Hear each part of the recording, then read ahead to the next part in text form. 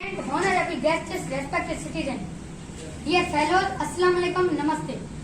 Mr. President, 14 August is blessing and red day for our nation because on this day our nation for the change of 100 years slavery of British in the firm and able of leadership of Qaeda Muhammad Ali Jinnah and got freedom from their domination by sacrifice after a hard and long struggle.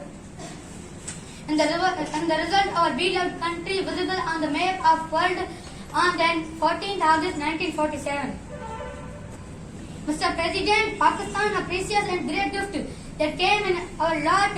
Is the fruit of noble thinking, great ideas, magnificent missions, and energetic and pumped struggle of our elders.